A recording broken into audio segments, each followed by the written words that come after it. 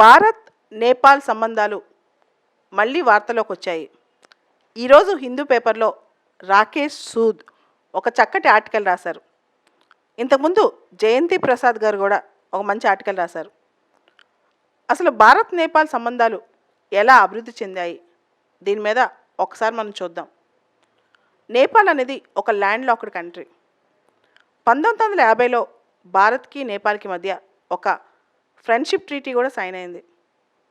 ఆ తర్వాత చాలా అంశాల్లో భారత్ నేపాల్ కొంత సందిగ్ధత కూడా జరిగిందనమాట. ముఖ్యంగా నేపాల్లో మావోయిస్టులు, వాళ్ళకి భారత్ మావోయిస్టుల సంబంధాలు, రెడ్ కారిడార్ అంశం, ఇవన్నీ కూడా అప్పట్లో పెద్ద చర్చకే దారితీశాయి. తర్వాత నేపాల్కి సంబంధించి ముఖ్యంగా మనం చూస్తే 2015లో నేపాల్లో కొత్త రాజ్యాంగం వచ్చింది. ఆ రాజ్యాంగం పైన ఇండియా చాలా అబ్జెక్షన్సే చెప్పింది. ఇండియా ఎప్పుడైతే అభ్యంతరాలు చెప్పిందో నేపాల్ అది తన యొక్క అంతర్గత అంశాల్లో ఇంటర్ఫియరెన్స్ అని భావించిందనమాట.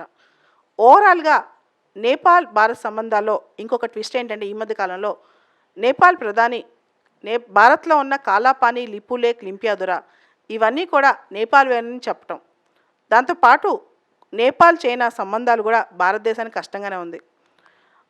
నేపాల్ రాజ్యాంగం, ముఖ్యంగా నేపాల్ కొత్త రాజ్యాంగం మదేశీస్ని చూసే తీరు కూడా ఇండియాకి నచ్చట్లేదు. మదేశీస్ని హాఫ్ సిటిజన్స్ లాగా చూస్తుంది నేపాల్. చాలా పౌరసత్వ హక్కుల్లో మదేశీస్కి వ్యతిరేకంగా వాళ్ళని డిస్క్రిమినేట్ చేస్తూ ఉన్నాయన్నమాట. చాలామంది మదేశీలు భారతదేశానికి దగ్గర సంబంధాలు వారు ఉన్నారనమాట. దాని తర్వాత భారత్ నేపాల్లో నేపాల్ నుంచి ఈ అమ్మాయిలు తీసుకురావడం, ప్రాస్టిట్యూషన్, నేపాలీ అమ్మాయిల స్కిన్ ట్రేడ్, ఇవన్నీ కూడా చాలా పెద్ద ఇష్యూస్ అని చెప్పొచ్చు. అయితే సార్క్లో నేపాల్ సభ్యదేశం, బిమ్స్టెక్లోనూ నేపాల్ సభ్యదేశం, అండ్ నేపాల్ భారత్కి ల్యాండ్ బౌండరీ ఉంది. దాంతోపాటు నేపాల్కి భారత్ కానీ చైనా కానీ ఎవరో ఒకళ్ళు తోడు తప్పదు, ఎందుకంటే నేపాల్కి సీ యాక్సెస్ లేదు కాబట్టి. ఇటువంటి సందర్భంలో ఈ మధ్య భారత్ నేపాల్ రిలేషన్స్లో కొంత సంక్లిష్టత అంటే కాంప్లెక్సిటీ ఏర్పడిన మాట నిజమే. దీనికి సంబంధించి కొన్ని అగ్రిమెంట్స్ కూడా న్యూస్లో ఉన్నాయి. కిరణ్, ఇండియా నేపాల్ సంబంధించి ఈ మధ్య కొన్ని అగ్రిమెంట్స్ న్యూస్లోకి వచ్చాయి, ఏంటో ఒకసారి చెప్పగలవా? రీసెంట్గా మనకి వచ్చిన ఈ కాంప్లెక్సిటీస్ ఇవన్నీ పక్కన పెట్టేసి ప్రోగ్రెసివ్గా ఉందామని చెప్పేసి both leaders, prime ministers of both the countries వాళ్ళు కొన్ని ట్రీటీస్ కానీ కొన్ని అగ్రిమెంట్స్ కానీ చేసుకున్నాను ma'am, which is a positive step because progressive South India or South Asia is very good for all the countries. So దీంట్లో మేజర్గా మనకి Mahakali treaty ఒకటి చేశారు మ్యామ్. సో అది ఇప్పుడు ఉన్న దేబువా గారు అక్కడ prime minister, he's for the 5th time ఇప్పుడు తను ప్రైమ్ మినిస్టర్ అయ్యారు మ్యామ్. తను ఫస్ట్ టైం 1995లో ప్రైమ్ మినిస్టర్ అయినప్పుడే 96లో ఇక్కడికి రావడం జరిగింది మ్యామ్. అప్పుడే దీనికి పునాది వేయడం జరిగింది. సో దాన్ని అతి త్వరలో కంప్లీట్ చేసేలాగా Pancheshwar project, multipurpose project ma'am అది. సో 6700 మెగావాట్స్ అంటే నియర్లీ 6 గిగావాట్స్ ఆఫ్ ఎనర్జీ వచ్చేలాగా బోత్ ద కంట్రీస్కి హెల్ప్ అయ్యేలాగా చూద్దామని చెప్పేసి ట్రీటీ కంప్లీట్ చేద్దాం యాజ్ సూన్ యాజ్ పాసిబుల్ అని చెప్పేసి చేస్తున్నారు ma'am. And also as we know Nepal ఒక land locked country ma'am. So వాళ్ళకి access through India or China, రీసెంట్గా చైనా వాళ్ళకి పోర్ట్స్ ఇవ్వడం కానీ రైల్ లింక్స్ ఇవ్వడం కానీ జరిగింది. సో అది యాజ్ సూన్ యాజ్ ఫాస్ట్ మనము కౌంటర్ చేయగలిగితే మనకి ఫ్రెండ్లీ రిలేషన్స్ అనేవి ఫ్యూచర్లో కూడా కంటిన్యూ అవుతాయి మ్యామ్. సో మనము 34 కిలోమీటర్స్గా గాను బీహార్ నుంచి నేపాల్కి కనెక్షన్ మనము చేస్తున్నాం మ్యామ్. జయనగర్ బీహార్లో నుంచి కుర్తా అని చెప్పేసి ఆ ప్లేస్కి మనం చేస్తున్నాము. దాంతోపాటు ఇంకా 2 అదర్ లింక్స్ కూడా మనము in different places, Uttar Pradesh, Bihar ఈ ప్లేసెస్లో మనము ఇంకా 2 అదర్ లింక్స్ కూడా డెవలప్ చేస్తున్నాం మ్యామ్. సో ఇనీషియల్గా దీనికి పూర్తిగా కొంకన్ రైల్వే నుంచి మనకి హెల్ప్ రావడం జరుగుతుంది మ్యామ్. దీంతోపాటు మనము నేపాల్ని ఇంటర్నేషనల్ సోలార్ అలయన్స్లో కూడా చేర్చుకోవడం జరిగింది మ్యామ్. జనరల్గా మనకు తెలిసింది ఏంటంటే ట్రాపిక్స్ మధ్యలో ఉన్న కంట్రీసే మనకి ఇంటర్నేషనల్ సోలార్ అలయన్స్లో ఉంటాయి. But as we are the ones who are generally heading international solar alliance కాబట్టి నేపాల్ వాళ్ళని కూడా మనము యాడ్ చేసుకోవడం జరిగింది. అదొక సాఫ్ట్ పవర్లో లాగా కూడా మనకి ఫ్యూచర్లో ఉపయోగపడుతుందని మాత్రం చెప్పగలుగుతాం మ్యామ్. అండ్ ఆల్సో దీంతోపాటు మనము ఎలక్ట్రిసిటీ ట్రాన్స్మిషన్ లైన్స్ని డెవలప్ చేయడం కానీ, సో దాన్ని 90 కిలోమీటర్గా గాను 132 kilowatt double circuit transmission line between between Nepal and India చేయడం జరుగుతుంది. ఎందుకంటే మనకు తెలుసు నేపాల్లో చాలా హిమాలయన్ రివర్స్ ఉంటాయి మ్యామ్. సో వాళ్ళకి చాలా ఎక్కువ ప్రాజెక్ట్స్ ఆర్ డ్యామ్స్ కానీ ఇలాంటివి ఉంటాయి.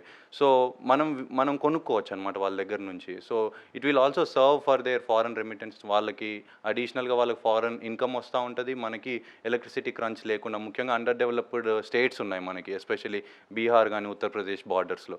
సో వాళ్ళ నుంచి మనం కొనుక్కోగలిగితే మనకి బెటర్ ప్రాస్పెక్ట్స్ ఉంటాయి మ్యామ్. సో ఇవన్నీ రీసెంట్గా ఒక ప్రోగ్రెసివ్ స్టెప్లో లాగా లీడర్స్ తీసుకున్నారు మ్యామ్. విశ్వనాథ్, ఈ 2 ఆర్టికల్స్ ఈ మధ్య నేపాల్ ఇండియా రిలేషన్స్ మీద వచ్చిన ఆర్టికల్స్, ముఖ్యంగా ఈరోజు రాకేష్ సూద్ గారు రాసిన ఆర్టికల్, దాని కోర్ కంటెంట్ ఏంటి, నీ సజెషన్స్ ఏంటి ఇండియా నేపాల్ రిలేషన్స్ మీద? మీరు చెప్పినట్టు రాకేష్ సూద్ గారి ఆర్టికల్ కానీ లేదా అంతకుముందు వచ్చిన జయంతి ప్రసాద్ గారి ఆర్టికల్, రెండిటి క్రక్స్ ఏంటంటే ఇండియాకి నేపాల్కి మధ్య ఏ లెవెల్లో డిఫరెన్సెస్ ఉన్నా, అది పొలిటికల్ డిఫరెన్సెస్ అయినా స్ట్రాటజిక్ డిఫరెన్సెస్ అయినా, రెండిటిని కూడా డైలాగ్ కలిసి కూర్చుని మాట్లాడే విధానమే కరెక్ట్ అనేది ఇద్దరు అభిప్రాయపడ్డారు మ్యామ్. ఎందుకంటే జయంతి ప్రసాద్ గారు ఎప్పుడు ఒక మాట అంటారు, ఆయన ఆర్టికల్స్లో రిపీటెడ్గా వచ్చింది, the people to people relationship between Nepal and India is unmatched అని చెప్పి. సో ఇలాంటి ఒక civilisational and people to people contact ఉన్నప్పుడు it will be very easy for the political to set right the differences ma'am. అదే climate మనం actually India పాకిస్తాన్లోనో వేరే antagonist countries మధ్య మనం చూడం. బట్ ఇండియా నేపాల్కి ఆ న్యాచురల్ ఎఫినిటీ అనేది ఉంది మ్యామ్. మనకి తెలిసినట్టయితే బ్రిటిష్ కాలం నుంచి మనకు అక్కడికి రాజులతో ఒక మంచి సంబంధాలు ఉండేవి మ్యామ్. కానీ తర్వాత పోస్ట్ ఇండిపెండెన్స్లో అక్కడ మోనార్కీతో మనకు వచ్చిన డిఫరెన్సెస్ కానీ, లేదా అక్కడ యాంటీ ఇండియా సెంటిమెంట్ కానీ, లేదా మన ట్రీటీ ఆఫ్ ఫ్రెండ్షిప్ 1950లో ఉన్న కొన్ని క్లాజెస్ వల్ల ఇండియాస్ ఇంపోజిషన్ ఆన్ నేపాల్గా చూడడం అనేది కూడా జరుగుతుంది ma'am. So it is partly a political issue and also recently last 1 decade మనం చూసినట్టయితే చైనీస్ ఇంక్రీజింగ్ ఇన్ఫ్లుయెన్స్, అక్కడికి జీ జింగ్పింగ్ కానీ వాళ్ళ ఫారెన్ మినిస్టర్స్ రెగ్యులర్ విజిట్ కానీ, in fact now they are trying to build a railway line from Tibet Lhasa directly to Nepal Kathmandu ma'am. So that ఇండియాలోంచి డైరెక్ట్గా వెళ్ళాల్సిన అవసరం లేకుండా డైరెక్ట్ చైనాతో ఎక్కువ డిపెండెన్స్ పెంచుకునేలా చేయడానికి ట్రై చేస్తున్నారు మ్యామ్. గ్రేటర్ డిఫెన్స్ ఎయిడ్ చేస్తున్నారు and at the same time they are doing defence combined exercises together.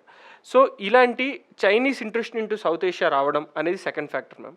So the civilisational ties, the political differences and the Chinese factor అన్నీ కలిపి ఒక కాంప్లెక్స్ సిచ్యువేషన్ మీరిద్దరు ఇందాక మాట్లాడినట్టు create చేస్తున్నాం ma'am. But however ఇప్పుడు వచ్చిన డెవలప్మెంట్స్ ఏవైతే ఉన్నాయో in the context of last time KP Oli గారు ఉన్నప్పుడు కాలాపాని ఇష్యూ, లిపిలేక్ ఇష్యూ వచ్చినప్పుడు దాన్ని మనం ఎలా హ్యాండిల్ చేస్తున్నాం, ఇప్పుడు మనం షేర్ సింగ్ దువా గారు ఉన్నప్పుడు కొత్త అగ్రిమెంట్స్ ఎలా ముందుకు తీసుకెళ్తున్నాం, ఇవన్నీ కూడా ఇండియా నేపాల్ ఇష్యూస్ అనేవి చాలా చాలా important ma'am. India Nepal issues ఎందుకు ఇంపార్టెంట్ అనేది నేను ఇంకొక దాంతో కూడా ఎక్స్ప్లెయిన్ చేయడానికి ట్రై చేస్తాను. The new foreign secretary of India Vinay Singh Kwatra గారు, he is actually an ambassador of Nepal.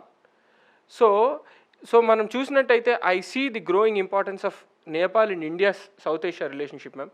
So again వాళ్ళ పాయింట్ రిట్రేట్ చేస్తున్నట్టు నేను సెకండ్ చేస్తున్నట్టు, dialogue is the way forward. We have A joint border mechanism and joint talks mechanism between both the countries and we should constructively use it ma'am. Ma'am, ఇప్పటివరకు మనము dialogue చేస్తే బాగుంటుందని చెప్పేసి విశ్వనాథ్ గారు కూడా చెప్పడం జరిగింది. సో ఈ డైలాగ్ అనేది జస్ట్ గవర్నమెంట్స్ మధ్యలో సెక్రటరీ లెవెల్స్లో, మినిస్టీరియల్ లెవెల్లో జరగడమే కాకుండా, నా అభిప్రాయం అండ్ ఆల్సో రాకేష్ సూద్ గారు కూడా చెప్పారు, ట్రాక్ 1.5 అండ్ ట్రాక్ 2 డిప్లొమసీ కూడా చేస్తే బాగుంటుందని చెప్పేసి. కాస్త ఈ track 2 diplomacy and track 1.5 diplomacy అంటే ఏంటో కాస్త చెప్పండి మ్యామ్. ట్రాక్ 2 అంటే అన్అఫీషియల్ రిప్రజెంటేటివ్స్, జనరల్గా ట్రాక్ 2 అనే మాట వాడతాం అనమాట, అన్అఫీషియల్ రిప్రజెంటేటివ్స్. 1.5 అంటే అఫీషియల్స్ ఉంటారు అండ్ అన్అఫీషియల్ రిప్రజెంటేటివ్స్ కూడా ఉంటారు. సో లైక్ ఏ హైబ్రిడ్ మోడల్ అనమాట. అంటే కేవలం అఫీషియల్గా కాకుండా బ్యూరోక్రసీ, ఫారెన్ సెక్రటరీ లెవెల్ మాత్రమే కాకుండా అన్అఫీషియల్ లెవెల్లో అండ్ అఫీషియల్స్ అన్అఫీషియల్ మిక్స్చర్లో లెవెల్లో కూడా ఇలాంటివి ముందు తీసుకెళ్తే కనుక బాగుంటుందని డైలాగ్ ఇండియా నేపాల్ మధ్య. ఎందుకంటే India Nepal people to people contact, unofficial contact చాలా ఎక్కువ కాబట్టి ఆ విధంగా కూడా మనం ముందుకెళ్తే బాగుంటుందని చెప్పి రాకేష్ సూద్ గారు చెప్పారు.